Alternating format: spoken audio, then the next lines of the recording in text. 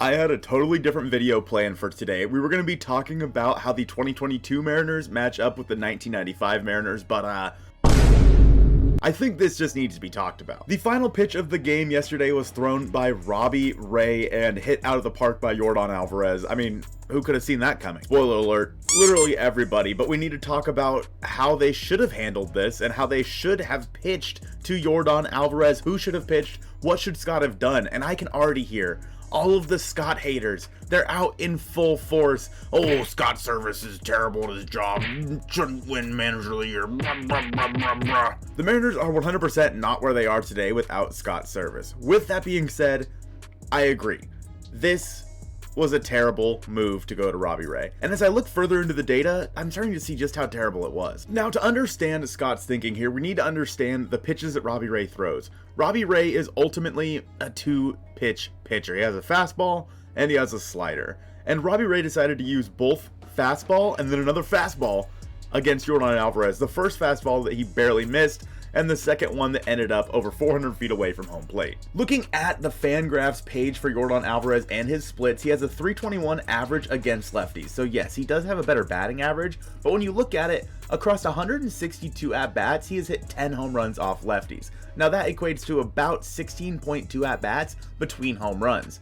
Whereas here against righties, in 308 at-bats, he has 27 home runs, which, without getting too weird into the math, equates to about 10 or 11 at-bats in between home runs. So with that being said, Yordan Alvarez is definitely less susceptible to hit a home run off of a lefty. Sure, he's able to hit for average, but if he's hitting for average, let's be honest, I would much rather have him hit a single or double there than a walk-off three-run home run. And to Scott's credit, I think that when he was doing this, he really thought, man, maybe we need to look at Robbie's numbers against lefties. Now, Robbie has only faced 146 batters that are left-handed this season, and he gave up 4 home runs. Now, that equates to a home run to a lefty every 36 at-bats or so. He has a 212, 260, 387 slash line against lefties, which is honestly pretty good. However, Robbie Ray led the American League in home runs given up with 32 this year. He averaged giving up 1 home run per start, and we all know that Robbie Ray is just really struggled in the big moment this year. Maybe Scott liked the idea of Robbie using his slider there and basically staying away from Alvarez, but both of his fastballs were pretty much right down center, middle of the dick,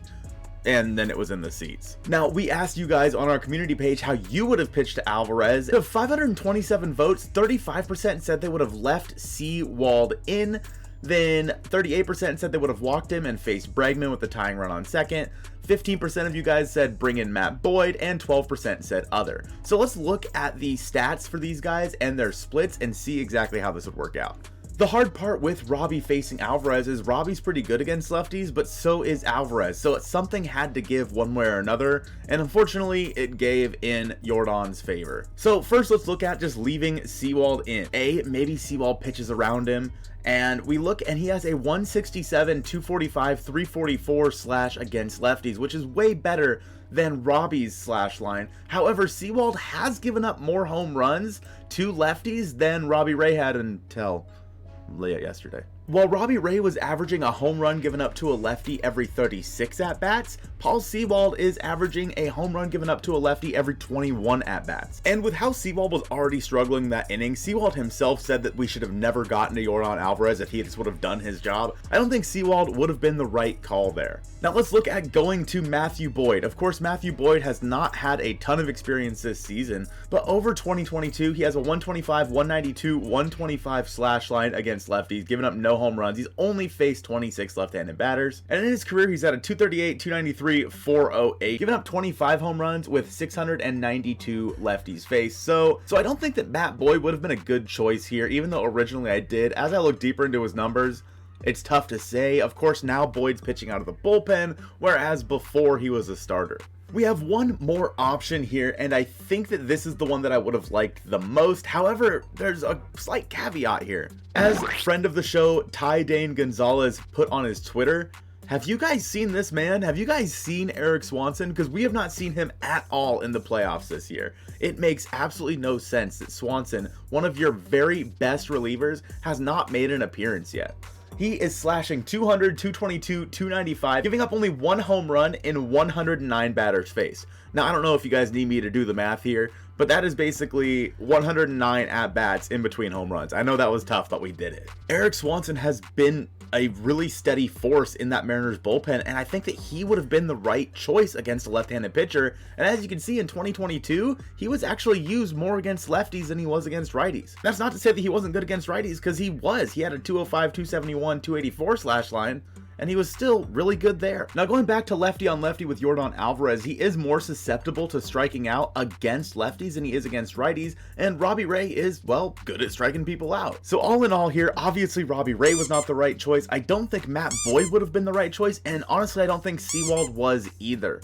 And Eric Swanson could have come in, but the problem is you are facing one of the best hitters on planet Earth. Listen, hindsight is 2020, but if it were me, I think that I would have rather walked Alvarez, put the tying run on second base, and instead faced Alex Bregman. Now, Alex Bregman had already gotten the Mariners once in this game. Alex Bregman is really good, and he has great bat-to-ball skills, and there's a really good chance Alex Bregman hits a single or a double, and the game's over anyway. We can never possibly know, but looking at Bregman's stats against lefties, he had a 225 average compared to 277 versus a righty. So even if you decided to intentionally walk Yordan Alvarez, and you just really wanted to bring in Robbie Ray for some reason, you're more likely to get Alex Bregman out than you are Yordan Alvarez. Bregman only hit 4 home runs versus lefties compared to 19 versus right-handed pitchers. All in all, I just don't think you can allow Yordan Alvarez to beat you in that situation. Alvarez is too good of a hitter to even allow him to swing the bat. It should have been pitching away, away, away, and if you walk him, so be it. I completely understand Scott's thinking here, but I have to admit, this one is on Scott. They said that they went into the series talking to Robbie Ray about facing someone like Yordan Alvarez, and in my head, that's just mind-boggling. I don't think Robbie Ray should have stepped foot in that bullpen, let alone face the best hitter on the other team. Robbie Ray is a veteran. He is the guy who won the Cy Young last year, but he just has not shown it this year for the Mariners. This loss is absolutely crushing, but we do have that game tomorrow and then a game back in Seattle for the first time in 21 years on Saturday. And if any team can handle this, it's the Mariners. You don't need me to tell you why the Mariners are the team that can handle this, but maybe this video can prove it to you instead. Go ahead and check that out. I appreciate you guys watching this one, and go Mariners.